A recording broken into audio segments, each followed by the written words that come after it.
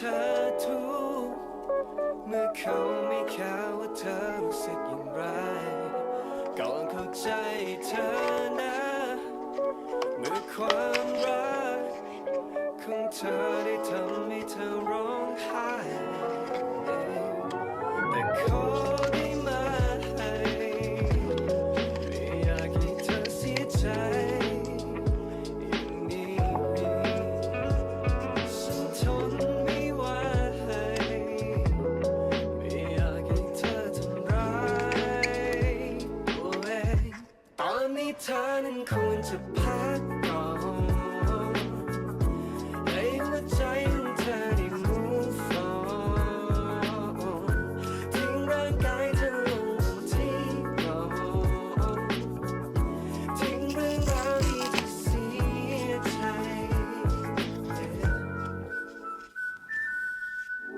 วันสักพักจากความคิดลองเปิดเพลงดู Netflix และฉันจะคอยปลอบเธอจนเช้าแม้ว่าเธอจะโดนเทเวลาจะทำเธอโอเค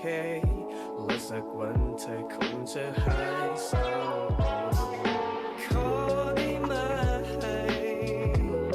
ไม่อยากให้เธอเสียใจอย่างนี้ฉันทนไม่ไหวไม่อยากให้เธอทำร้ายตัวเองตอนนี้เธอนั้นควรจะพักก่อนให้หัวใจของเธอได้ move on ทิ้งร่างกายเธอลงบนที่นอนทิ้งเรื่องราวที่จะเสียใจ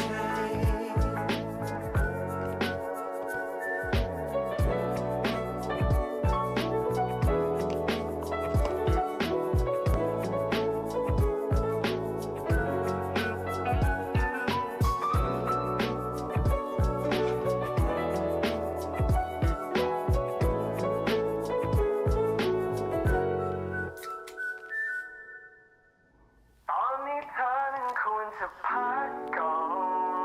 นให้หัวใจของเธอได้ move on ทิ้งร่างกายเธอลงบนที่นอนทิ้งเรื่องราวที่จะเสียใจก่อนเข้าใจเธอนะที่เธอทุกข์เมื่อเขาไม่แค่ว่าเธอรู้สึกอย่างไรก่อนเข้าใจเธอนะเมื่อความรักของเธอได้ทำให้เธอร้องไห้แต่ขอได้ไหมไม่อยากให้เธอเสียใจ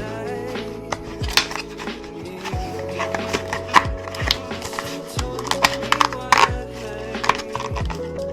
ม่อยากให้เธอทำร้ายตัวเอง